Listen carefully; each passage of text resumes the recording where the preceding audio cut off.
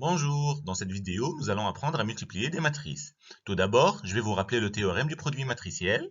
Ensuite, je vais vous présenter une méthode pratique pour la multiplication des matrices et nous allons l'appliquer sur un exemple concret.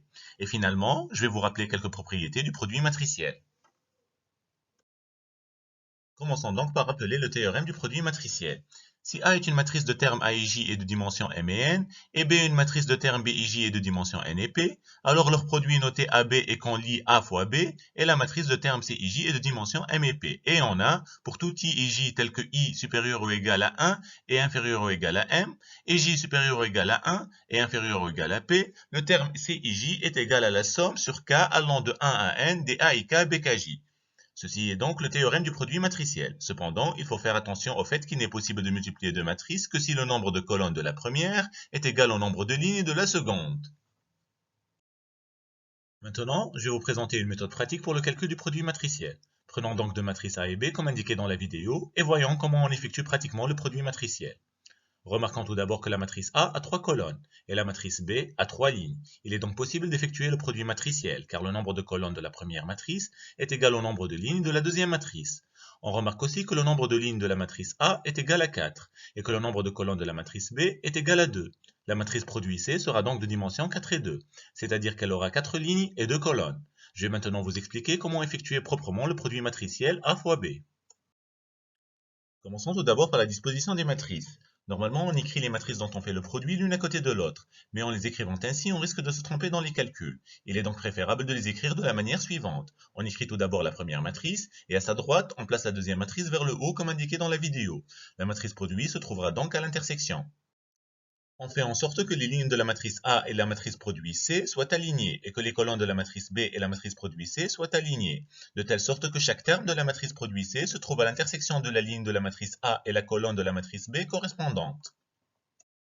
Une fois que les matrices sont bien disposées, calculer la matrice produit devient très simple. Pour tout terme CIJ, il suffit de multiplier la ligne de la matrice A et la colonne de la matrice B à l'intersection desquelles se trouve le terme CIJ terme à terme et de les additionner.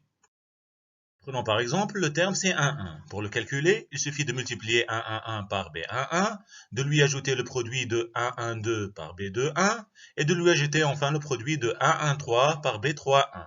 Pour le terme C32 par exemple, on fait aussi la même chose. On multiplie la troisième ligne de la matrice A avec la deuxième colonne de la matrice B terme à terme et on les additionne. Prenons maintenant cet exemple concret et calculons ensemble la matrice produit. Pour le premier terme, on fait 2 fois 4, 8, 4 fois 2, 8, 3 fois 5, 15, donc 8 plus 8 ça fait 16, 16 plus 15 ça fait 31. Pour le deuxième terme, on fait 2 fois 3 c'est 6, 4 fois 0 c'est 0, 3 fois 2 c'est 6 et donc 6 plus 6 ça fait 12.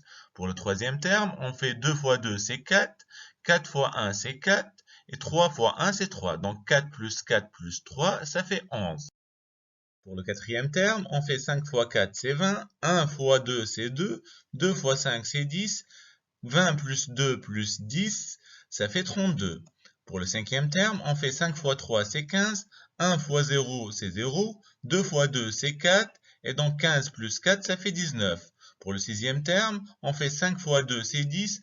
1 fois 1, c'est 1. 2 fois 1, c'est 2. Et donc 10 plus 1 plus 2, ça fait 13. Pour le septième terme, on fait 5 fois 4, c'est 20. 2 fois 2, c'est 4. Et 1 fois 5, c'est 5. Et donc 20 plus 4 plus 5, ça fait 29.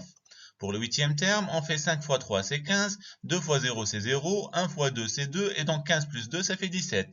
Et pour le dernier terme, on fait 5 fois 2, c'est 10. 2 fois 1, c'est 2. 1 fois 1, c'est 1. Et donc 10 plus 2 plus 1, ça fait 13. Voilà, cet exemple concret est résolu et nous allons passer maintenant pour rappeler quelques propriétés du produit matriciel. La première propriété est que le produit matriciel est associatif, c'est-à-dire que pour multiplier A par B par C, on peut soit multiplier A par B et ensuite multiplier le tout par C, soit multiplier B par C et ensuite multiplier le tout par A. Le produit matriciel est aussi distributif, c'est-à-dire que A fois B plus C est égal à A fois B plus A fois C. Finalement, il faut faire attention au fait que le produit matriciel n'est pas commutatif, c'est-à-dire multiplier A par B est différent de multiplier B par A. Et il en résulte que par exemple, A fois B plus C, qui est égal à A fois B plus A fois C, n'est pas égal à B fois A plus C fois A. Si la matrice A se trouve à gauche dans la factorisation, elle doit alors rester dans le développement des facteurs. De même, A fois B fois C n'est pas égal à A fois C fois B, car pour cela il faut permuter B et C, ce qui n'est pas permis dans le produit matriciel. Voilà, cette vidéo arrive à sa fin. Je vous remercie pour votre attention et j'espère que le contenu a été suffisamment clair. Si vous avez des questions, des remarques ou des suggestions, n'hésitez pas à les écrire en commentaire et j'essaierai d'y répondre le plus tôt possible. N'oubliez surtout pas de vous abonner à notre chaîne YouTube et d'aimer notre page Facebook et du XTN dont vous trouverez le lien en dessous de la vidéo. À bientôt dans une nouvelle vidéo.